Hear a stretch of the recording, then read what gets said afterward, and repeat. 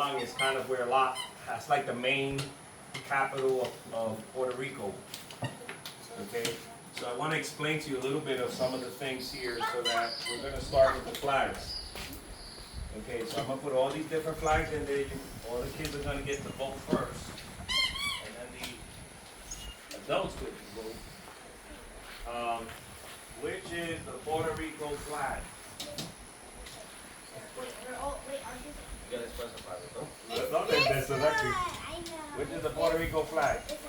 That one? That one? Which one? Come on, final votes. No, you can't do two. One. You gotta do only one. Okay. All right. All right. How about adults? Which one? Which one? How many votes? Roman Which and one? Luke. Roman and Luke. Are you talking about now? Roman and Luke's. Okay, Wait, this you gotta one. be specific. Okay. No, I'm just throwing it out there. The black one. You're gonna be wrong. You're talking It's about the the light blue original. one. No, you're gonna Which be one? wrong. The light blue one. Like the Light blue one. Yeah, that's what I'm talking about. I know the answer. I know the answer. Grandma gave it to me. Light blue one. Light. Huh? Light blue one. The light blue one. Light blue one. All right. The question really is depending on what we're talking about. We asked you Depending on what we're Yeah, talking about. He said, don't worry I about said it. that. I Without said that. being tricky. But he said no. Depends. I think it's all three. This one. It was intended. It was It intended is to so leave. that was before the Okay. U.S. So let's start it again. So which one was the first Puerto Rican flag? The light blue The one. light blue one. Is it like I think it's the black. like the Mira, no me, yo estoy aprendiendo aquí No, hoy. I think the black is for that.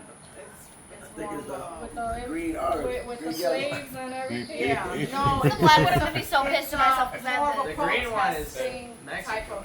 All right. Well, to answer that depends on Mira. who we're gonna say is the origin of where Puerto Rico got started. Anyway, the light blue one's alright. Yeah, the next one. Okay. Yeah. I know So the answer. Puerto Rico right What's now up? was inhabited by, and before I go onward, I just want to give Abby an opportunity for her to share what she learned yesterday at the Tunnel of Oaxaca. So what was it? Tell them what happened in the So Tunnel we of learned Oaxaca. yesterday of the tunnel is that they used to carry sugar cane on the train. They used to carry sugar cane on the train to The Tunnel of Oaxaca. no, where they did it. So they would go all the way from Mayagüez and deliver it all the way up to San Juan. So the sugar cane, there's a candy called Domino Sugar. 60% of Puerto Rico's sugar cane went towards the Domino Sugar cane.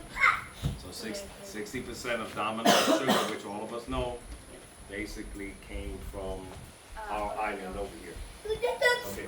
So the original inhabitants of Puerto Rico were the Taino Indians. So yesterday we drove by and we saw this, right? Right?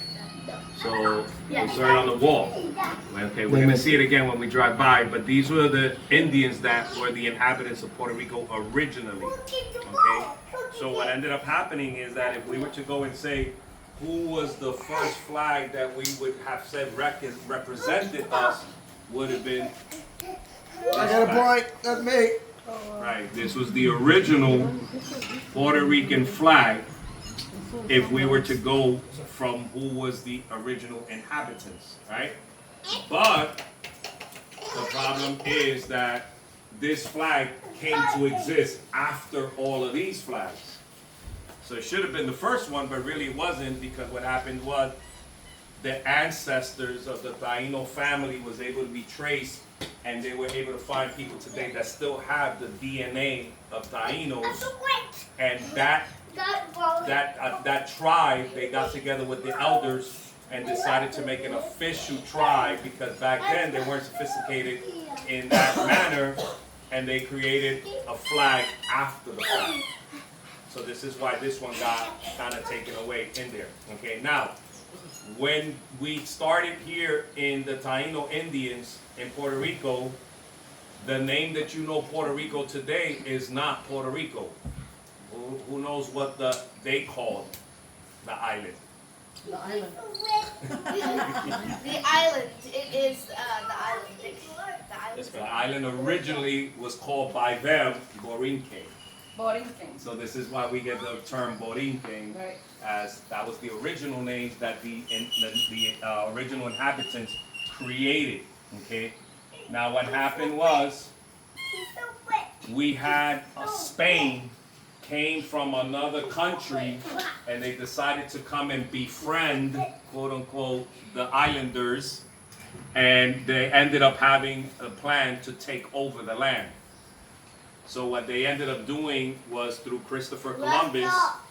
I know you guys are not going to find this in your textbooks, but through Christopher Columbus and all of the people that came from over there, they invaded the islanders and took over the island. Okay, so when they came over, this is where today we as Puerto Ricans are a combination of Indian and then the Spaniards that came over, and then what you're going to find when we go to the place that we're going today, they built this big fortress that Spain created, and it was done by slavery. And this is where the people, the Indians of the island here, were used as slaves, and they also bought African slaves from Africa to build, okay, what we're going to go see today. So when you look at today, Puerto Ricans today are what's called a mestizo, which is a mixture of Spaniard, Indian, and black. Okay, so when you look at our history, we have a combination of all those different musics and everything like that. Okay, today we have Christianity, and that was actually the gift that came, probably the only gift that came, I was positive, that came from Spain. And this is where today we have Spanish as our native language. If we didn't have that influence, we probably would be speaking some Indian dialect, which was probably Aurora is kind of the original speaking that they used to do. But some of that was connected even with Spaniard terminology. Like for instance, they had a term that was called hamac, which was what we call la hamaca, which is the thing where you get in and with. Right, and then also canoe was also a term that they would use, canoa, right? And this is our canoe as well in the Spaniard here. So, you know, we kind of had a little bit of a blend, because if we were to really look at where those Indians came from, they came from South America or Central America, which was Spanish dialect as well. So that's where we had the mix of both of those Spanish speaking. Okay. We were colonized by Spain, meaning when we were taken over by Spain, the original people of the island over time became upset. And some decided to fight the power.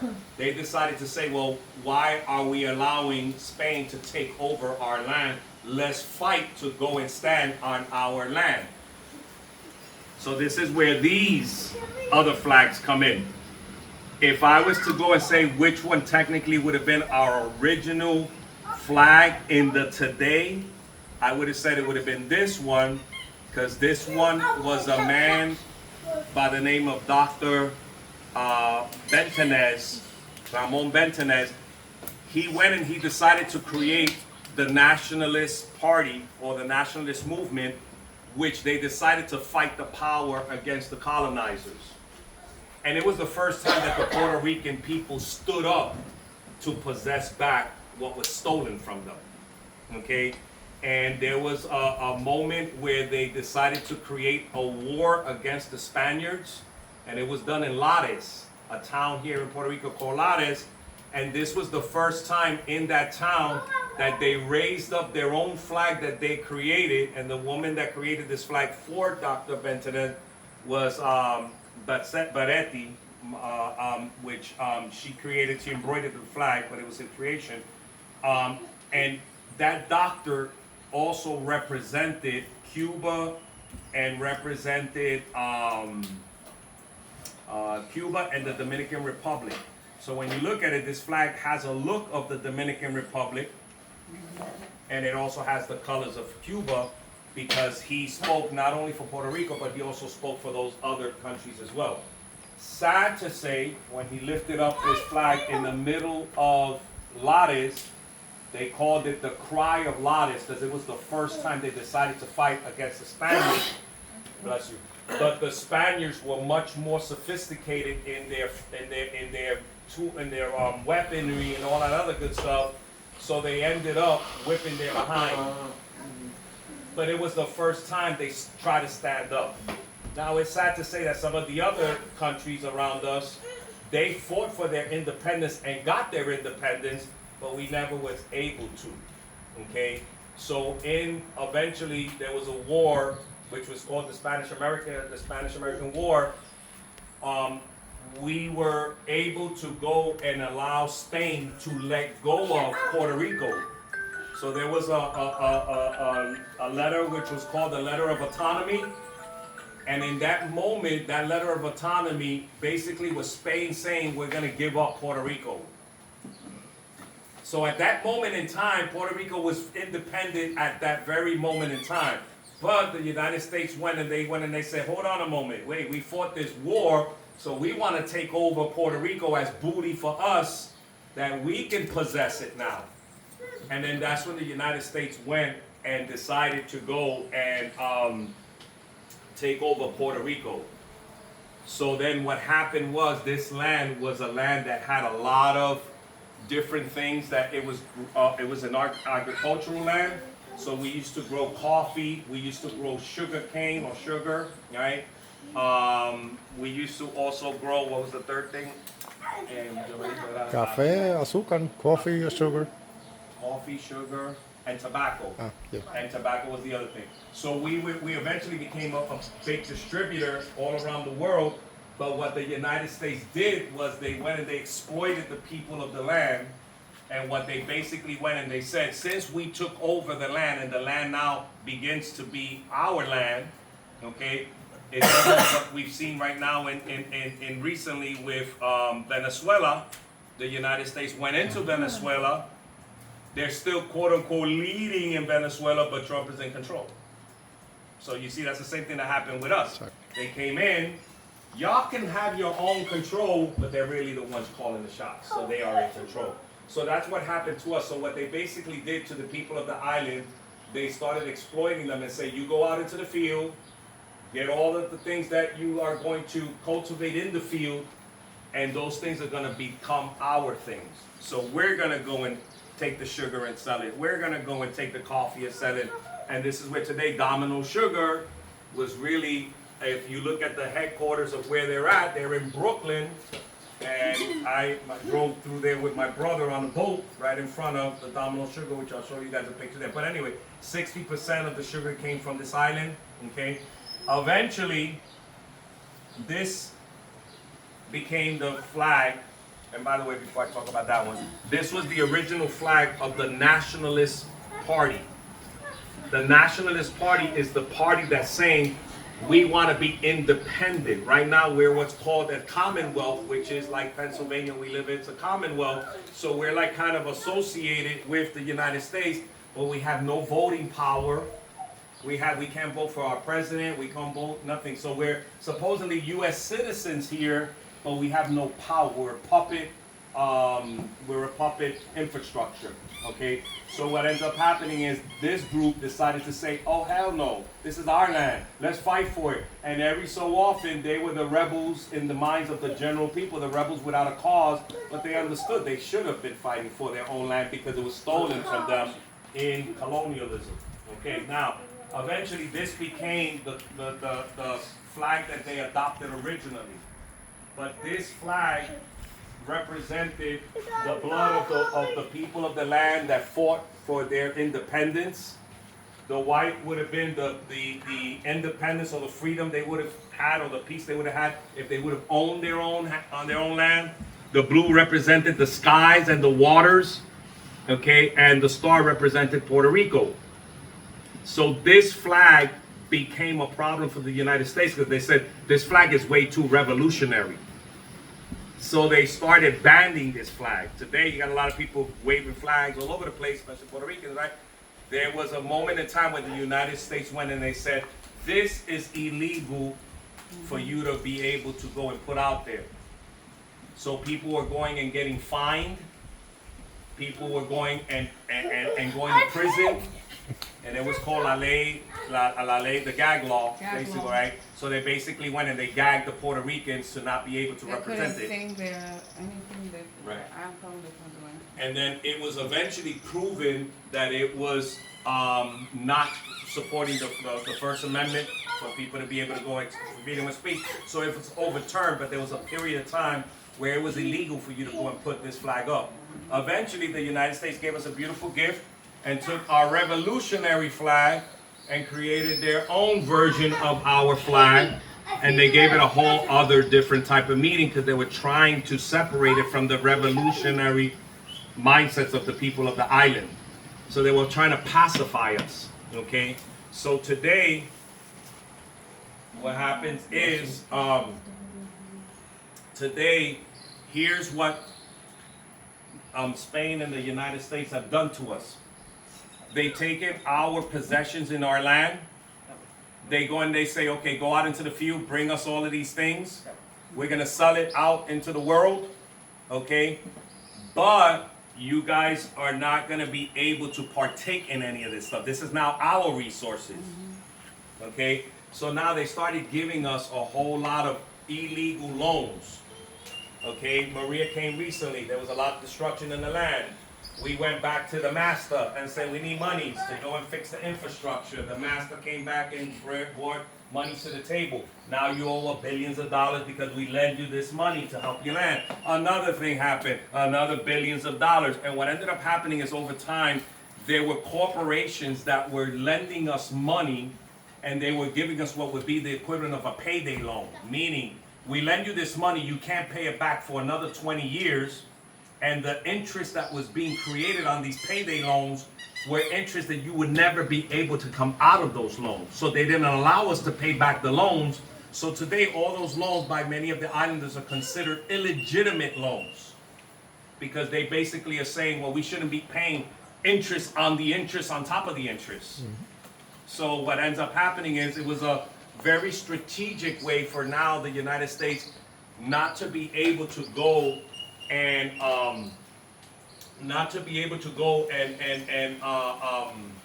try to keep us in a way of colonialism through fighting, but they did it through the way of the pen now. So the colonialism at that moment in time is, if you owe us, we own you. So now you don't need to bring out the wars or whatever. But one of the things that was interesting that happened here was that the United States bombed their own people, their own citizens, for the first time ever in history, and that happened here in Puerto Rico. They got upset, and they bombed us. So the United States, the first time they bombed their own citizens. Eventually, the debt that was created illegitimately was so ridiculous and so high that Obama went and he decided to create a board to oversee the finances of the island, because basically his point was, you guys owe us so much that we're gonna have to find a way for you guys to pay us back.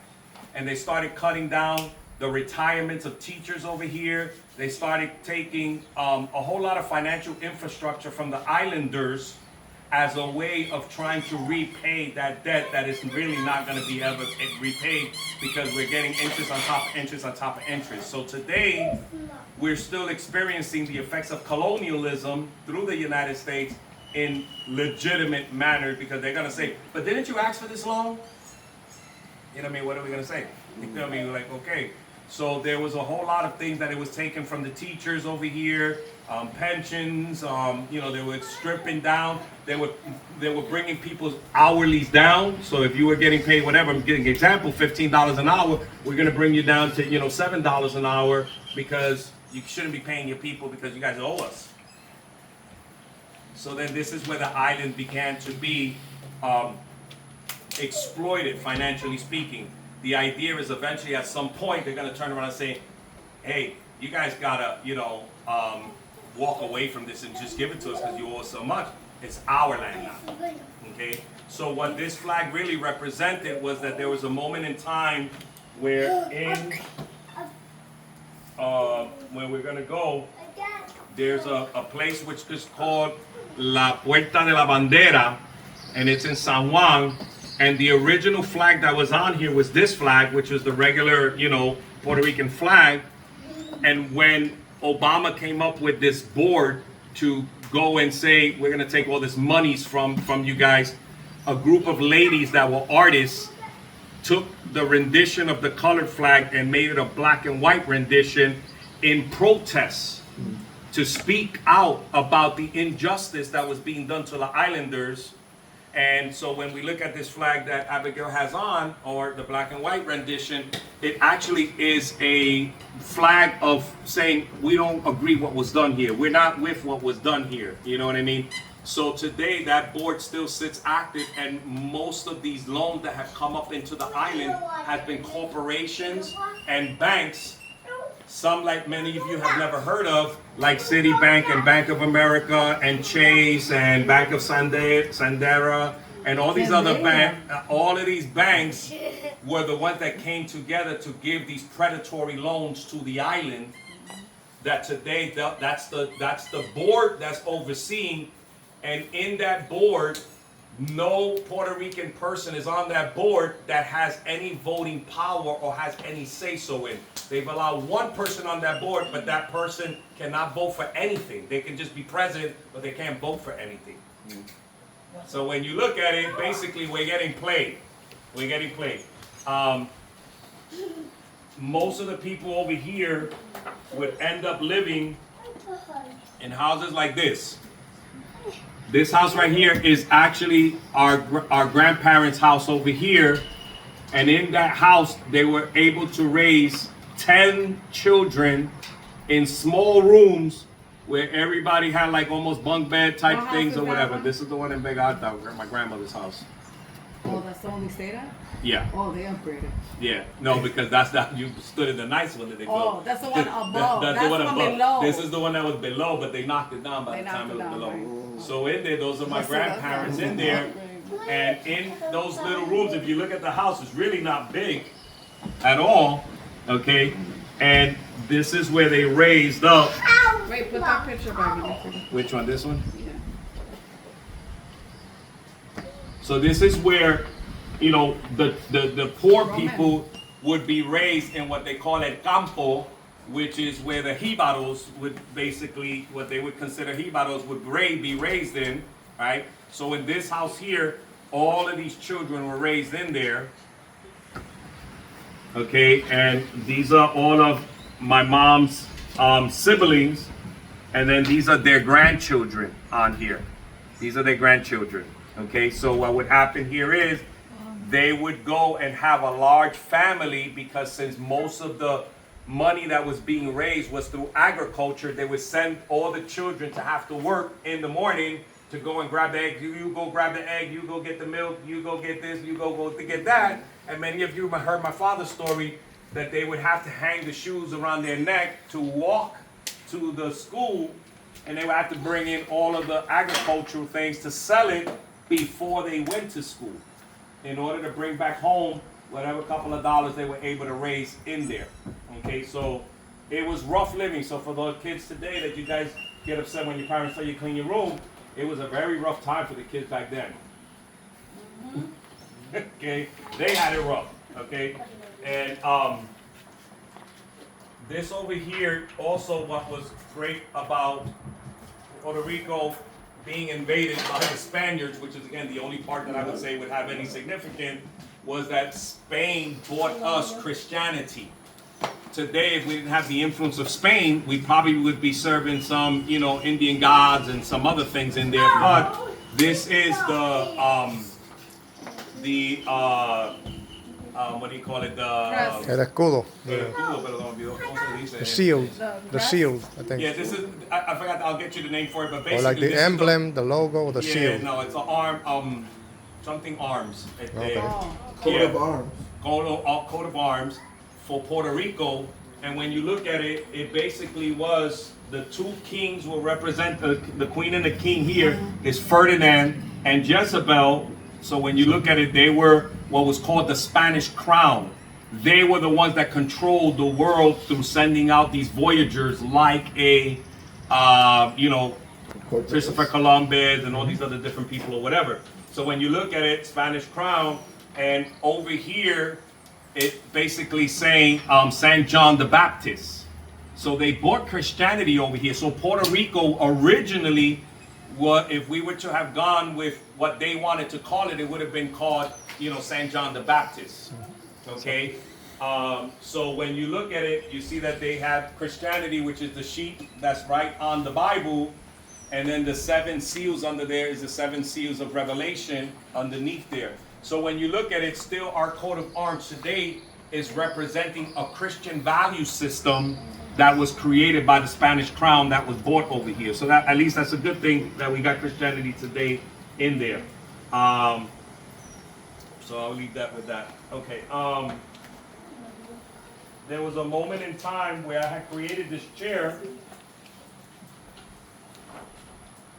Okay, the chair that was over here. And again, these are the people that dominated us. We were our own individual. Okay. And then from there, we got invaded by Spain. And there was one guy that came from Europe, and he was also claiming, as well that he, followed Puerto Rico as well. So there's 2 different people, but really Spain was the one that overtook us. And then eventually the United States overtook us. So right now, Puerto Rico has right now been under control of the different people. Now the sad part is today, the new form of colonialism that's happening in the island is they passed what's called Act 52 and Act 20, era 20, ¿verdad? Act 50, La ley 22, ¿no? La grande. 22. That Act 52 is the big one. But anyway, the point here is that what that act basically saying is if you turn around and you're a rich person, you can come into our island here. You don't have to pay income tax. You don't have to pay dividend tax. You don't have to pay Capital gains. capital gains tax. You don't have to pay nothing. Just come on over and you're good in the island. So a lot of rich people decided to come over to the island and now become part of the financial infrastructure. Now here's what these rich people have done. They've taken over a lot of key properties, especially in front of beach fronts and everything like that. And what they've done is now all of the rents have become high rents that the people of the island can no longer afford to stay here.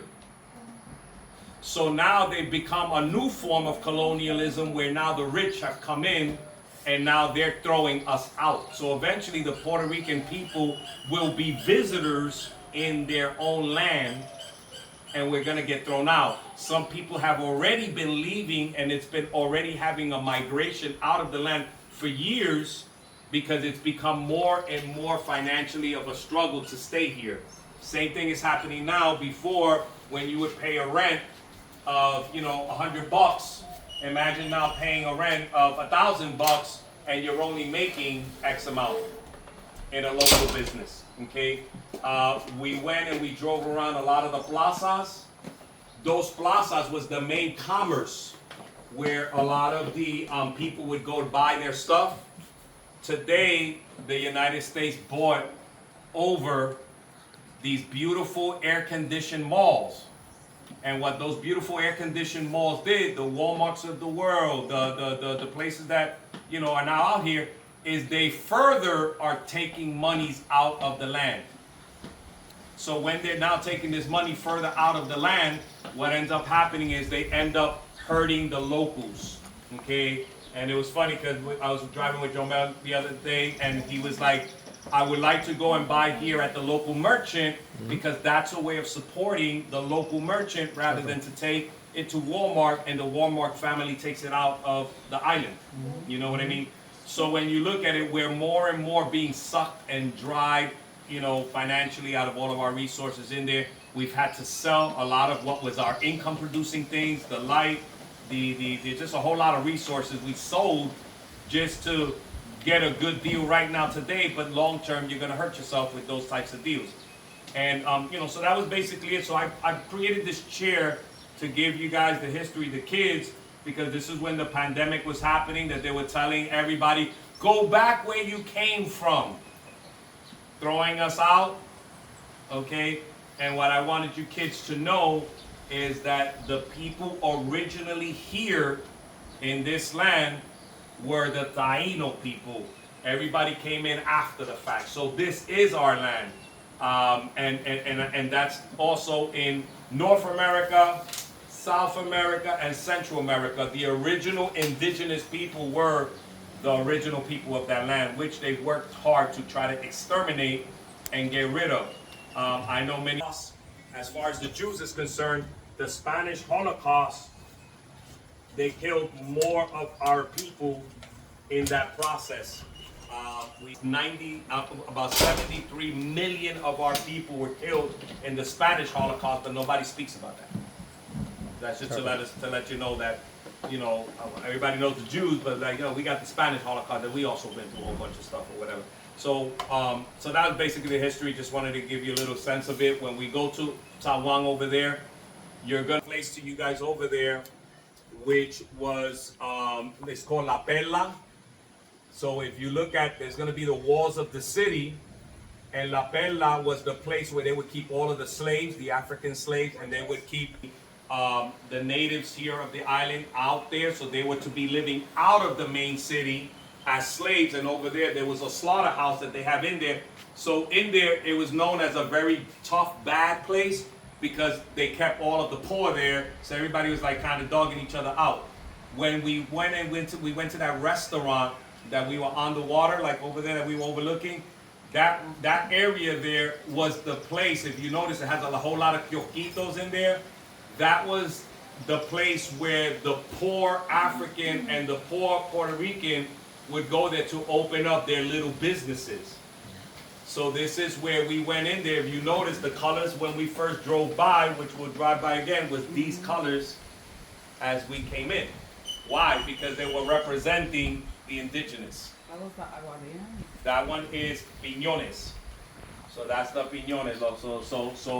So that right there, we go there to support every year, just simply because those are the original businesses that the poor people kind of came out of and everything like that. So that's a history. I know it's long. I normally go over that this way, but I brought it to as condensed as I can. But we're gonna head out, guys. So we're gonna go stop at Walmart for a second. If anybody needs to pick up anything.